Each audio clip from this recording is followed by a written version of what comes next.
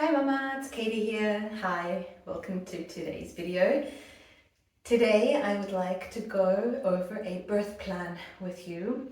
So I have prepared a birth plan. These are 2 pages of quite simple questions, but very important questions to answer and to talk to your hospital, doctor, provider about, as well as engage your partner when deciding. And this is something that he can also, or she, can also be responsible for.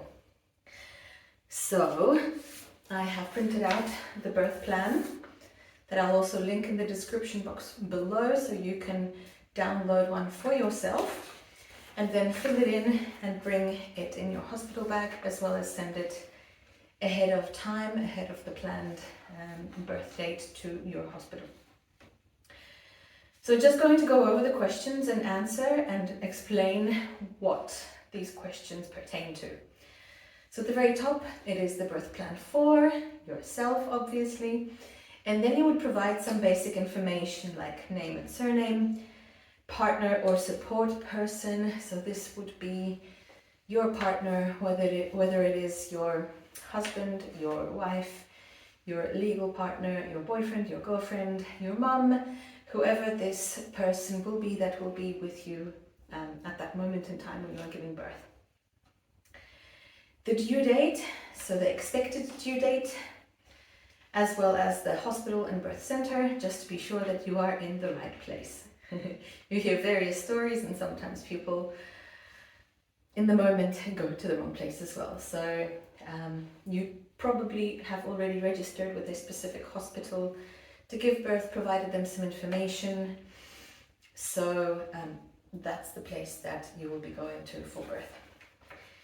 And then the slightly more complicated things start happening.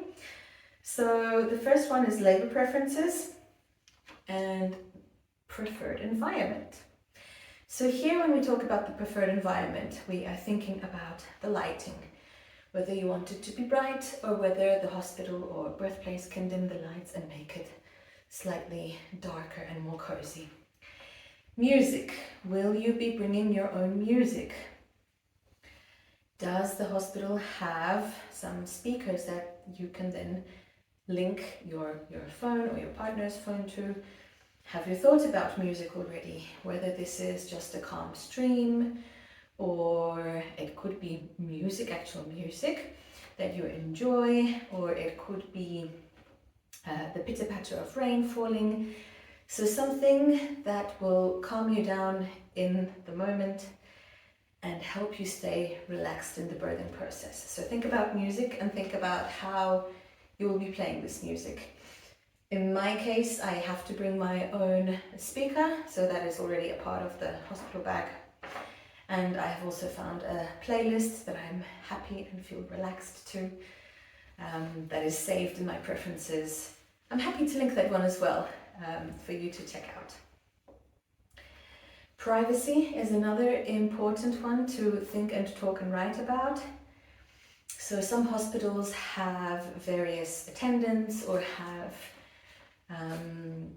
interns or trainees that might be on site when you are giving birth.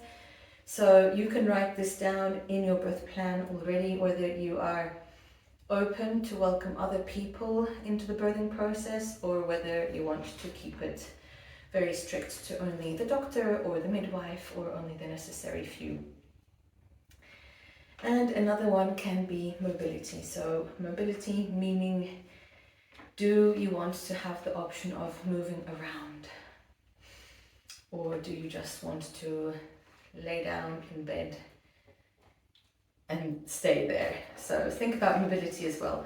Mobility is definitely good in pregnancy to help baby further descend into the pelvis. So gentle mobility, gentle movement, as well as dancing is something that might help you in the birthing process. Another part of mobility is the birth ball. So the birth ball, you can sit on it and again make some hip movements that will help baby descend into the pelvis. You can also use it for support to hold on to the birth ball. So you can also use the birth ball for mobility as well. Another part of mobility is walking, like we said. You can say that you want to be in a bed and that's it. But you might want to do little walks when possible, if possible. You might want to also be under the shower for some time or be in the bathtub, whatever soothes you and helps you in the process. So the next question that you will be answering, or that you could write down in your birth plan, is about monitoring preferences. So different hospitals might have different regulations, but you can either have intermittent monitoring of the baby. This means that they will put a device around your belly to hear the heartbeat and understand if and when baby is in distress. But you can also specify that you want intermittent monitoring, meaning that only once in a while this is checked, and otherwise it is considered that everything is fine. So you can also put this down in your birth preferences and see then what the hospital can allow.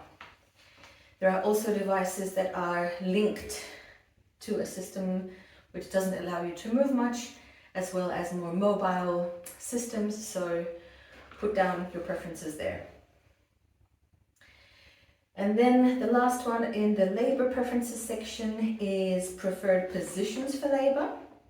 So there are different positions. There is the upright position where you are standing or crouching and holding on to something, whether it's your partner or the rails of the bed or something else that you can hold on to. There is the side lying position where you are lying on your side. You might be able to prop your leg up in a sling or on a peanut ball. So this is another option.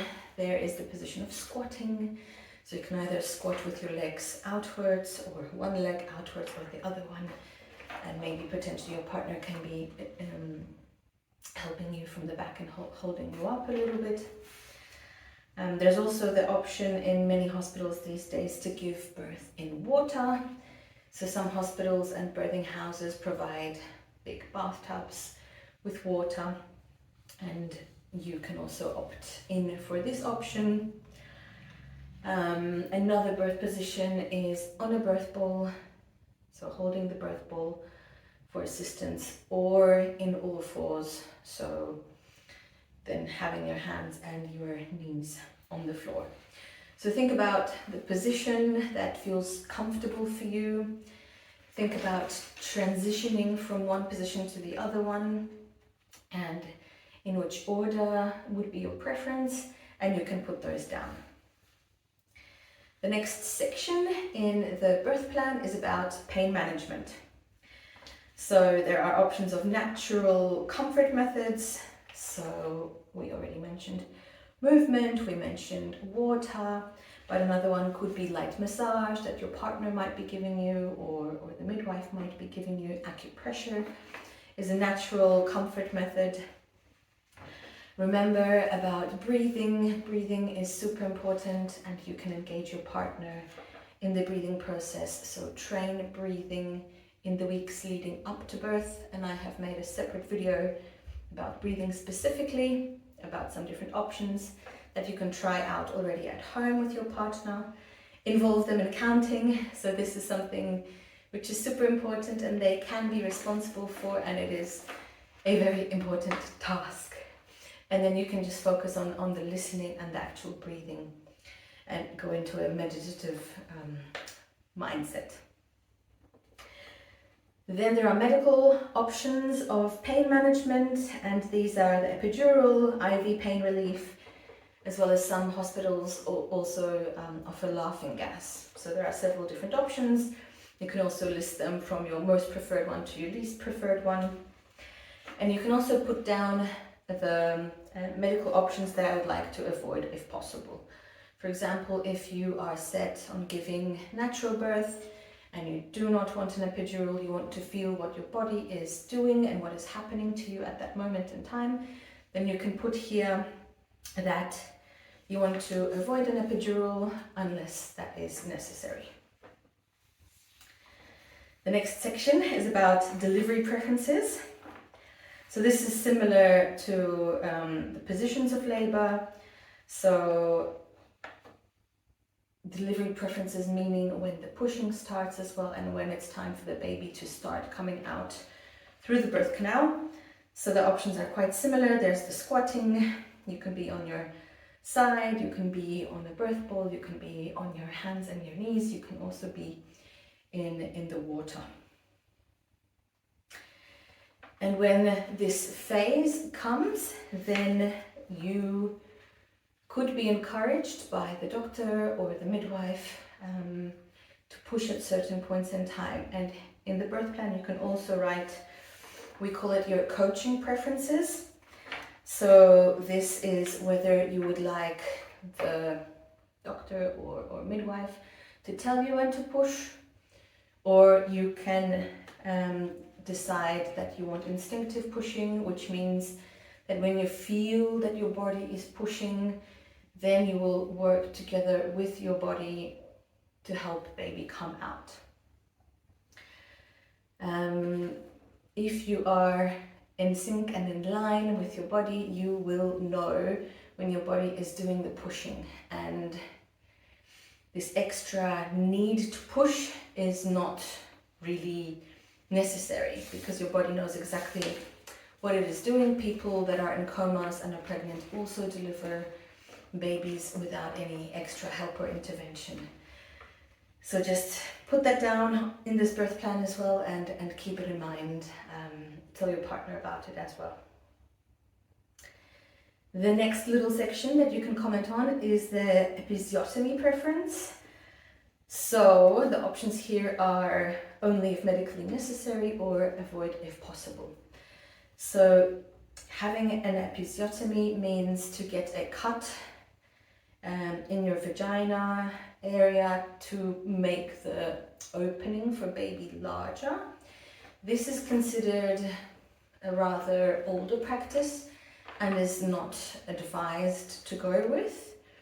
So I personally am going to write avoid it completely, and natural tearing can still happen when baby is coming out because there's not that much space there at the end of the day. But it is a more natural tear, then it will heal faster and the tear most probably will be smaller.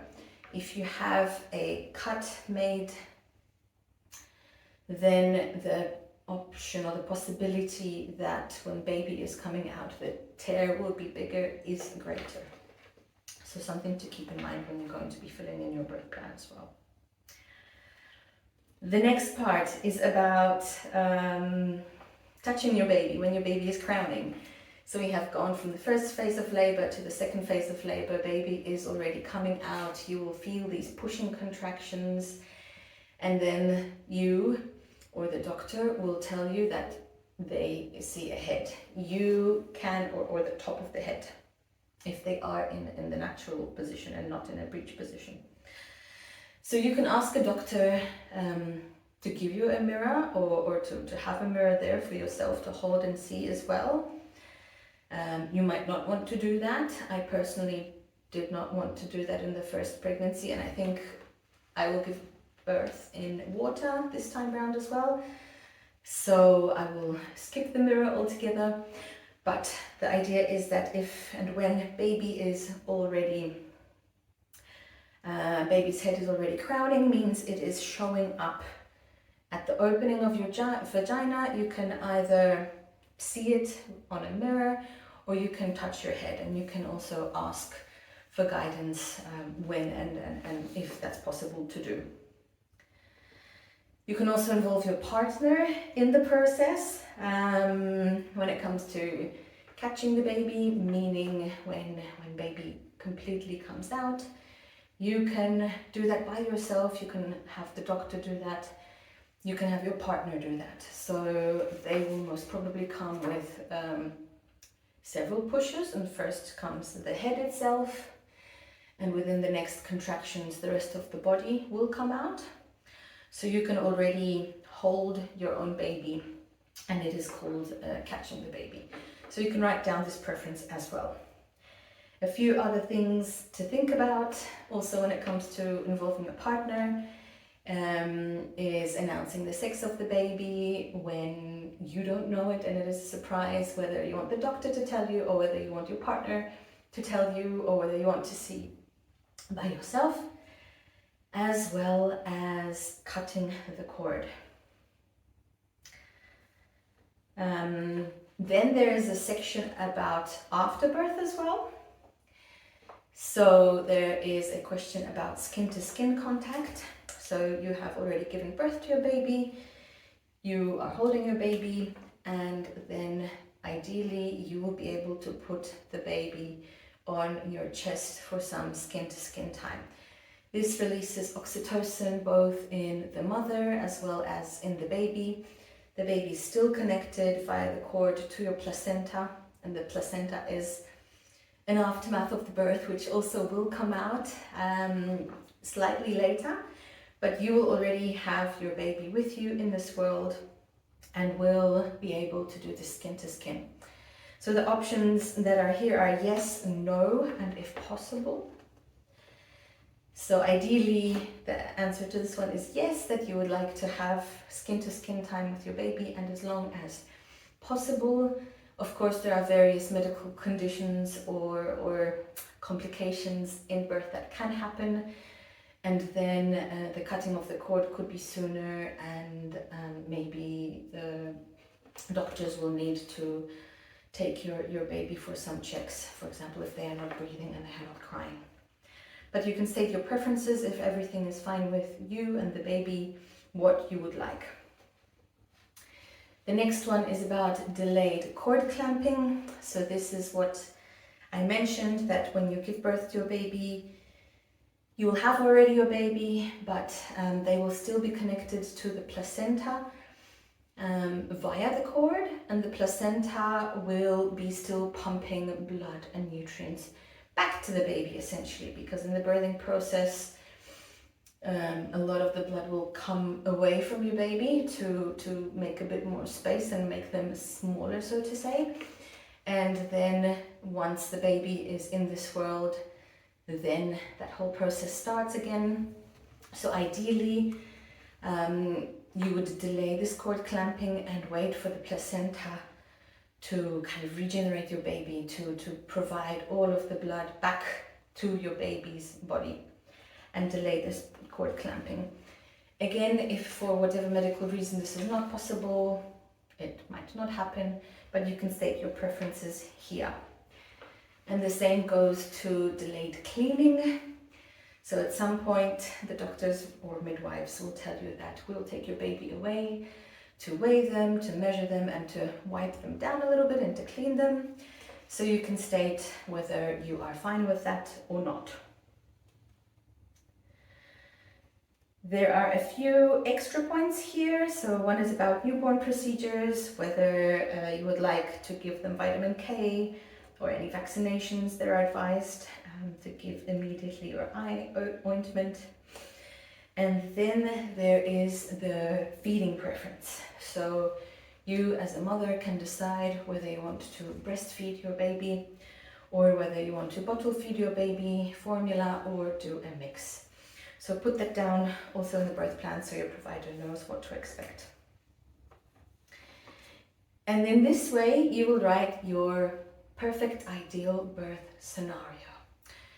Of course, unexpected things could happen and things could go differently, so just be aware of that already now. And in this birth plan, there is also a section about special circumstances. So in case labor induction is needed, which induction methods you would like to go with, and if a C-section is needed, how would this look like? And then you can write down some of your preferences there. So this is all when it comes to the birth plan.